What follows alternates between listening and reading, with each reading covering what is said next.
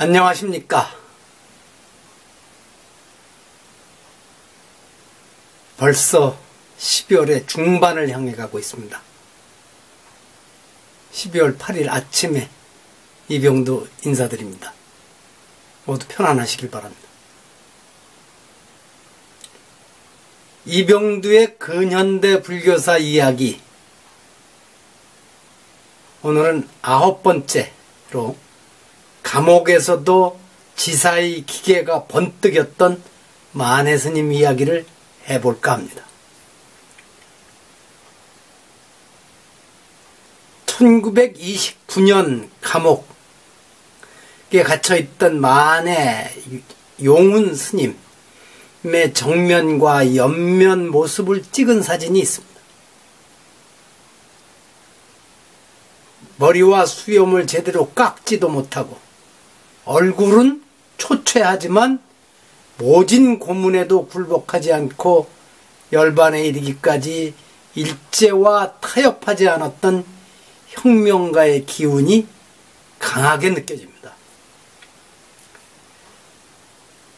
불교 신자가 아니더라도 웬만한 상식을 가진 우리 국민이라면 독립운동가이자 시인인 만해 스님의 이름은 알 것입니다. 그러나 불교 개혁가와 학승 만해의 이미지는 별로 알려지지 않았습니다. 만해 스님에 관한 연구 논문과 저서도 독립운동사와 문학 쪽에서 훨씬 많이 나왔습니다. 이것은 아마 해방 이후 불교계에서 비구 취처 사이에 대립과 갈등이 이어지는 상황에서 만해 스님이 승려의 결혼, 취처를 주장하였을 뿐만 아니라 자식까지 남겼던 점 때문에 불교계 주류에서 평가를 유보해온 것과도 관련이 있을 것입니다.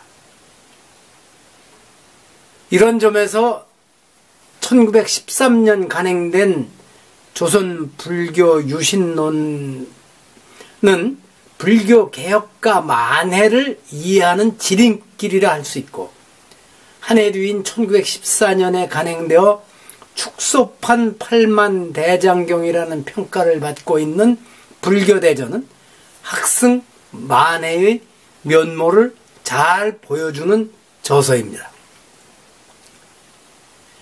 특히 유신론은 만해 스님이 불교 개혁가로 등장하는 첫 걸음이었으나 그분이 던진 개혁의 화두는 100년이 지난 오늘까지도 아직 끝을 맺지 못한 채 한자리에서 빙빙 돌고 있는 것만 같아 안타깝고, 그래서 유신론 저술과 출간의 의미가 더 크게 느껴집니다. 만해 스님은 1909년에 집필을 시작하여 이듬해 백담사에서 탈고한 유신론에서 인습타파, 혁신, 부처님의 근본정신 발휘 등을 강하게 주장하였습니다. 특히 조선불교에 오래도록 쌓여온 폐단을 파괴하기를 기피하고 피상적인 개량만을 추구한다면 그 폐단이 제거되지 않는다면서 조선불교 유신의 뜻을 든 사람은 유신하지 않음을 걱정하지 말고 파괴하지 않음을 걱정하여야 할 것이라는 과격한 주장을 펼쳤습니다.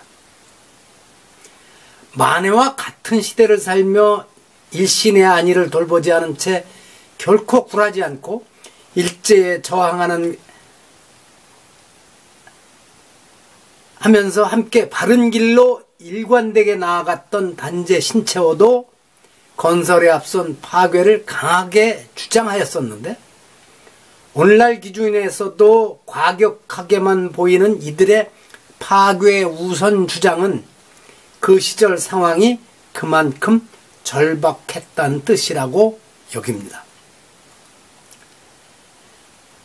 한편 만해 스님이 당시 승려들의 자유로운 탐구자세 결핍과 식견의 편협함 때문에 불교가 쇠퇴한다면서 승려 교육을 혁신해야 한다고 역설하고, 승려들이 참선이 외형적으로는 매우 성황을 이루었으나 내실을 기하지 못하였다고 분석하며, 승속이 함께하는 일상생활과 자연 속에서의 참선을 제시한 것은 여전히 유효한 주장일 것이라고 봅니다.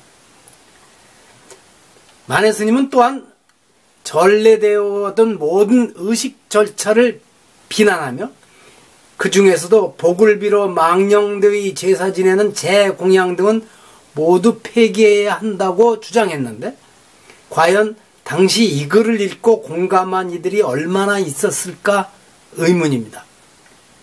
뿐만 아니라 갈수록 복을 비는 의식이 점점 많아지고 그것이 사찰 재정의 중심축이 되는 오늘날에는 더욱 호응을 받기 어려울 터인데, 만해스님이 다시 살아온다면 혁명가답게 크게 호통을 칠 것이라는 생각이 듭니다. 하지만 혹 살아오셔서 호통을 친다고 해도 별 호응을 받지 못할 것이라는 사실 또한 분명합니다.